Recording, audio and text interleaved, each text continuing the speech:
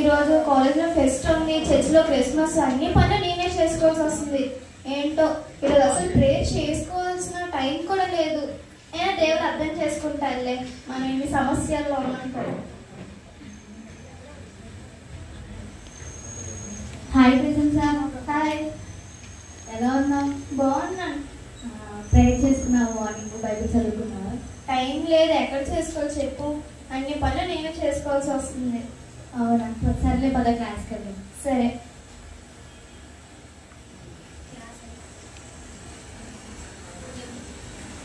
Class అయిపోయింది evening. అవును, ఈరోజు ఏమైనా అర్థమైందా క్లాస్? అర్థమైంది ప్రెసెంట్ సార్. నాకు అసలు ఏం అర్థం కాలేదు, తలనొప్పి వచ్చేసింది అసలు క్లాస్ విని. అవునా, సర్లే కానీ ఈవినింగ్ చర్చికి వస్తున్నావా? నేను రాకపోతే ఎలాగవుతుంది? నేను లేకపోతే క్రిస్మస్ అవ్వదు. అసలు మాత్రం ఉండాలి కదా మనం అంటే. అవునులే, సర్లే ఈవినింగ్ ఇంటికి వెళ్ళాక ప్రేయర్ చేసుకో, బైబిల్ చదువుకో. టైం ఉంటే చూద్దాం. సరే ప్రెసెంట్ సార్, చర్చిలో కలుద్దాం. సరే. తర్వాత చర్చ్లో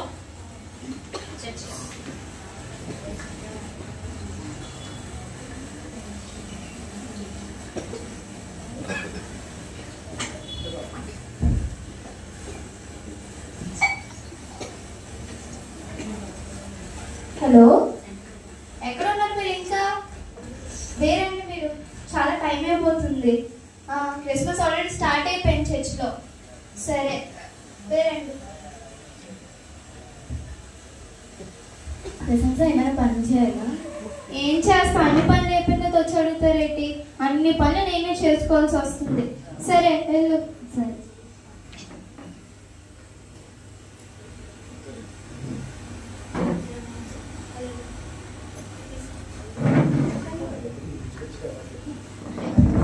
అందరూ బేగా పడుకోండి, మార్నింగ్ నుంచి బేగా పనులు చేయాలి కదా.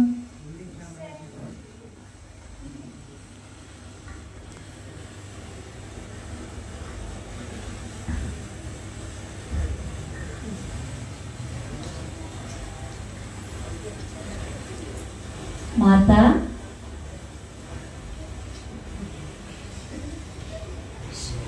అదేంటి, నేను ఇక్కడే ఉన్నాను కదా, నా బాడీ ఇక్కడే ఉంది, కానీ నేను మాత్రం ఇక్కడ ఉన్నానండి.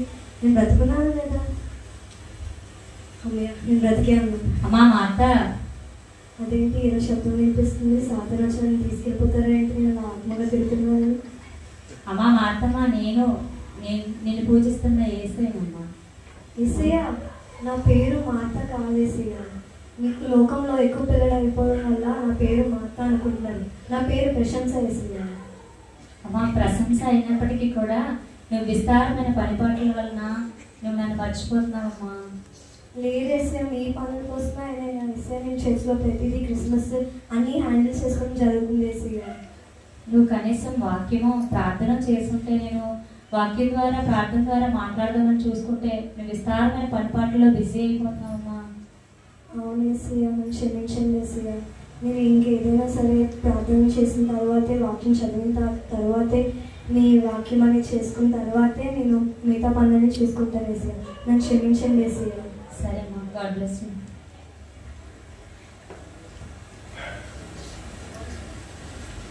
నేను ప్రేయర్ చేసుకోలేదు, ప్రేయర్ చేసుకుంటాను.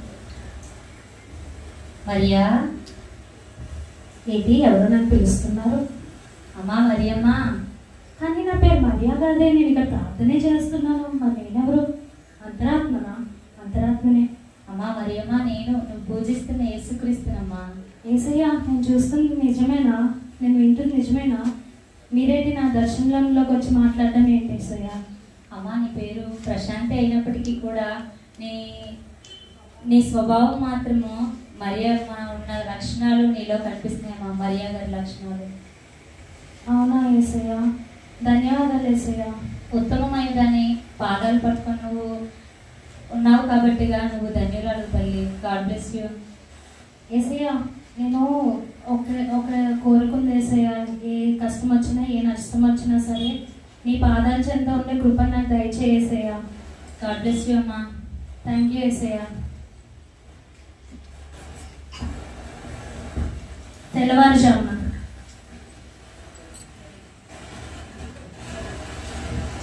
తండ్రి ప్రభా, ఈరోజు నేను రాత్రి నాకు కళ రూపంలో వచ్చి నేను చేసిన తప్పును నాకు చూపినందుకు మీకు స్తోత్రం తండ్రి. ఇక మరిటైనా నేను ఏ పని చేసే ముందు మీకు ప్రార్థన చేస్తే నేను ఏ పని చేస్తాను తండ్రి. ఆమేన్.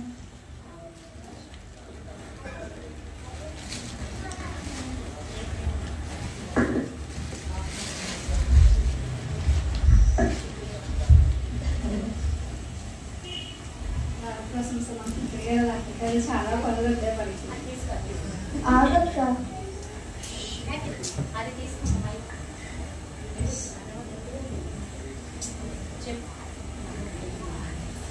రాప్రశంస మనకి ఈ పనులు ఉన్నాయి, ఆ పనులు ఉన్నాయి, మనకి చాలా పనులు ఉన్నాయి, వెళ్ళాలి.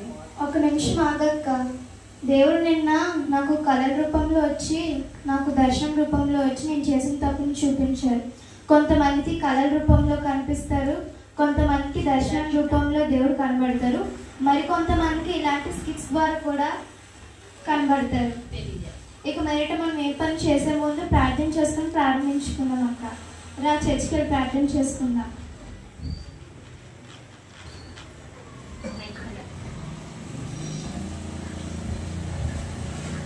మరి ఈ రోజున ఈ సమాజంలో అండి చూసుకుంటే అందరం మోడర్న్ డేస్ మార్తాలు అయిపోతున్నామండి, అవునా కాదా?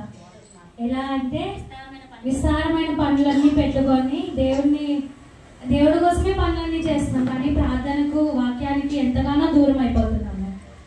మరి